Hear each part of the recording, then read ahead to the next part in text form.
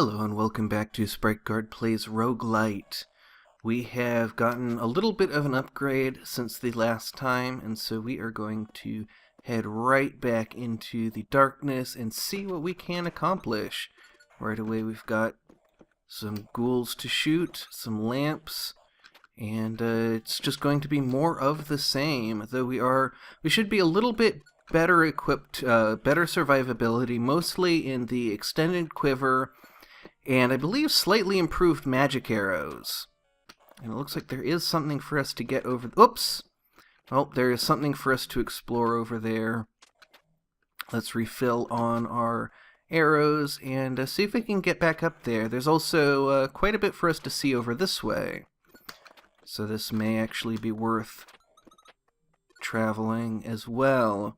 Now, I believe I saw a couple more arrows down here. There we go.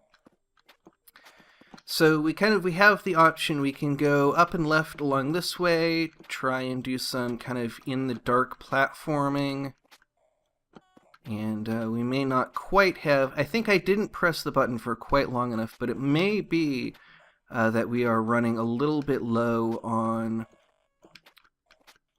Oh, there we go, we made it to that one, and it looks like we are rewarded with a couple of arrows and a heart, and some coins. And there's nothing left for us over this direction. So, now we can head over this way, kind of with a clear conscience, and be fairly confident that we are headed in the right direction and not leaving anything behind.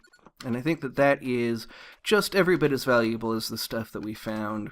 I always have this kind of feeling of fear that I'm leaving things behind in games, especially this game. Always afraid that I am, not exploring all of the levels, which is not hugely important. This isn't a game that really punishes you for not exploring every corner of every level. It's more valuable when you are trying to get the coins to unlock things, but even then, you don't really need to explore absolutely everything in order to be successful. And then once you have... I guess the one place where it would make a big difference is if you were going for a high score, which is something that I intend on doing. I intend on talking about it at the very least. That's something that I am working on a video. Don't know when it will be up, but oops! I want to kind of make a video talking a little bit about high scores in general, and why I like them so much. And I think that this is a game that seems really promising, especially once we have unlocked everything, which shouldn't be too much longer. We're getting pretty close to unlocking all of the upgrades that we need to take on the boss and start going for a high score.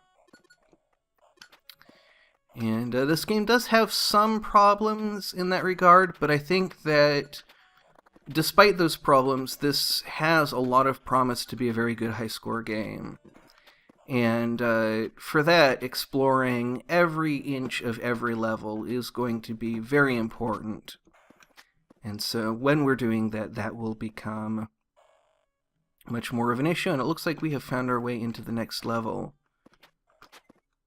And it looks like there's even, maybe not, maybe nothing for us to explore up here. But that's a very tricky jump up there. And yeah, it looks like we're not going to be able to get any higher. But there's nothing for us up there, so we'll just have to explore where we've arrived down here. And it looks like we have come into one of these little in-betweeny areas that you see sometimes in between levels. And now we are on level 3. On the lookout for another heart. And everything is basically going as it always does. Everything's pretty normal. Okay, here I want to actually do that. That was a little bit of quick thinking, quick movement to keep the coins from falling on those spikes. Those kinds of quick decisions can make a difference when you're trying to get coins. And in this case, we are... even though we aren't, trying to get a high score, we are trying to get as many coins as we can get. And let's see if we can double... Oh, nope, that's not how you do it, but we did manage to double kill these guys. It just took us 2 arrows, so it ended up not really mattering. But we have plenty of arrows available to us, lots of coins. The only thing we are really hurting for is health right now. And we're just not seeing a lot of health drops. But we can just continue on through the game as if we didn't need it. You know, we're only 1 health down. And I think we actually may have picked up a heart somewhere along there, because I remember us being 2 hearts down.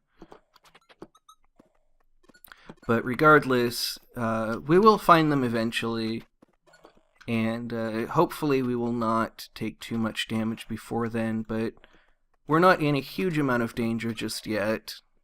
We're kind of getting to the point where we have enough mobility that it's actually pretty likely that we will make it to level 7 at some point in the not too distant future.